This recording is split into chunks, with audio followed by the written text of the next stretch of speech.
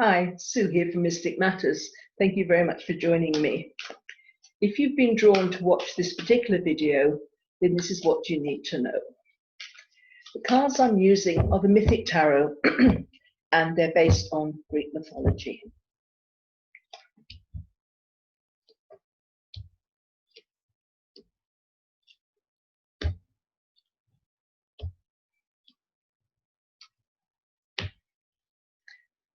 Okay, we're starting off here with you've got too much on your plate, you're overwhelmed.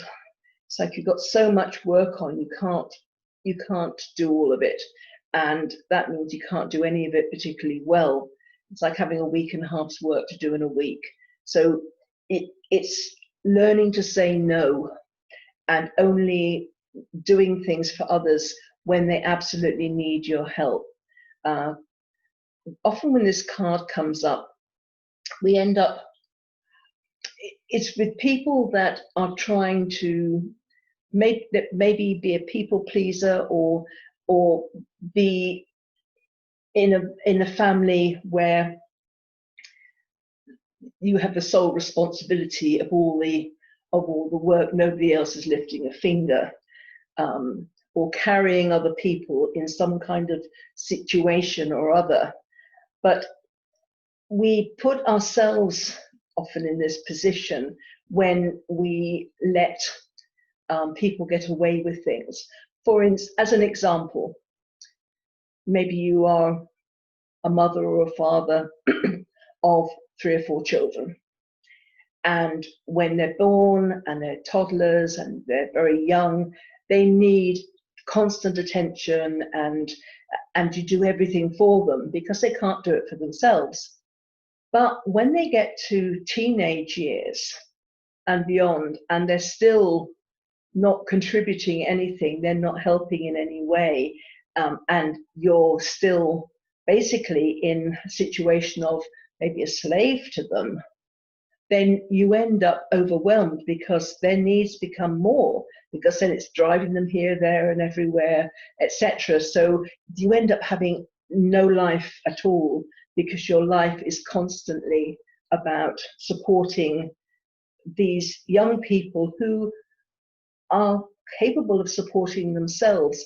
And really, you're not doing them any favors by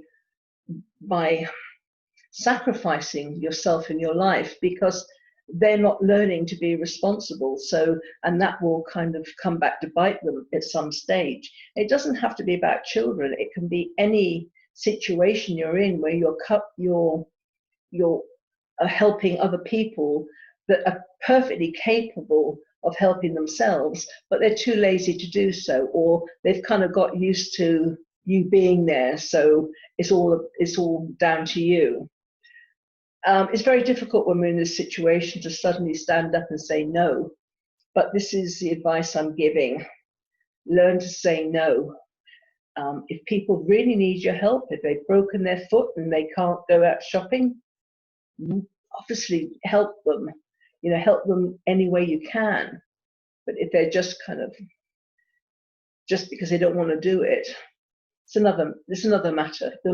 You're here to live your own life, and you have your own purpose, and your purpose is not to it takes away from other people's opportunity to learn.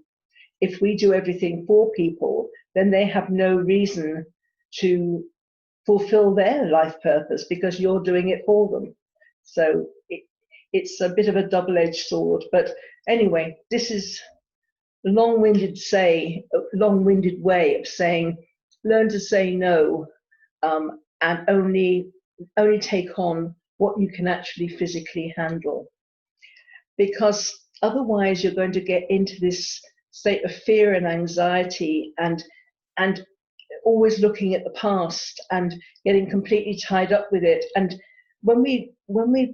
this is what we do to ourselves. It's all this guilt. And this also ties into the first card, because when you learn to say no to people, they won't like it because suddenly they've got to do their own stuff and they're not used to it. and they don't see why things have got to change. It doesn't work, doesn't suit them, doesn't work for them. And so then guilt can be thrown at you, and you're made to feel really dreadful. A lot of fear and anxiety, and oh my goodness, will they still be around me? Will they kind of cut all connection off for me? Or am I of use to anybody? There's also that internal thing, thinking, well, my purpose is to serve. So therefore, if I stop serving these people, then will I lose everything? So there's a lot of fear, anxiety here. But the thing is, when we keep looking over our shoulder at things in the past, we don't have a future, because we're continually living in the past and staying in the past, as in staying and thinking of our children when they were 2 or 3 years old and helpless. And now they're, 18 and 19, slightly different proposition. So try not to get into this fear and anxiety, but be tactful and diplomatic about it.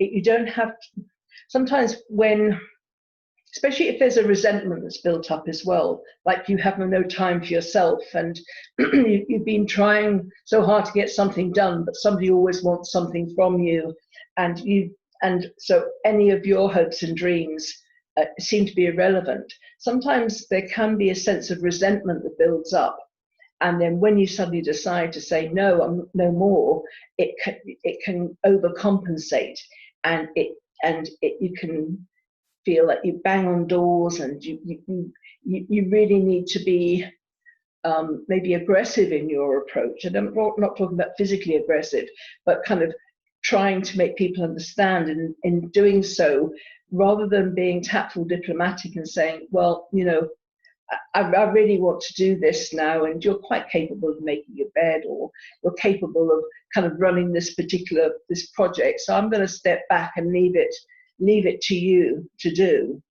rather than do it in kind of a positive way. If we aren't tactful and diplomatic, then we find that we don't get the support, and people start digging their heels in and resisting. But you have got big decisions to make, and it's important to make mature decisions, because other people are affected by these decisions that you're making. And there's possibly situations kind of going to be going out of your life as well. Sometimes people, if you've had a good friend who's always looked on you to be there for her and do everything, or him, and they've been with you because you've managed to support them, you've helped them to look good, you've maybe driven them around everywhere, and then suddenly you say, well, I can't do this time. Suddenly you'll find out who your friends are, and situations that are no longer growing corn for you would also go out of your life. It can be a painful situation if you try and hold on to the things that are leaving you, because believe me, the things that are for you will stay. You'll find out who your friends are. You'll find out what situations and what circumstances are best for you. And in the Tower card, it's like a housekeeping card. It's the universe clearing out the things that are no longer for you to leave room for new things to come in. And then you're going to be able to decide, what do I want to do? What direction do I want to go in? And really formulate some good ideas about what you want to do, and then say, okay, this is my direction. If you want to walk with me, that's great, but don't get in my way, because I'm going there anyway. So there's a lot of strength in this card. Again, another major arcana. So as a quick recap, this all feels a bit like breaking out of prison in a way. We're starting off here with you feeling very overwhelmed. You're doing too much for too many people. You don't have time for yourself. But but you're also frightened that if you start saying no to people, then those people aren't going to be happy. There's going to be a lot of guilt placed on you. You could lose a few relationships or situations.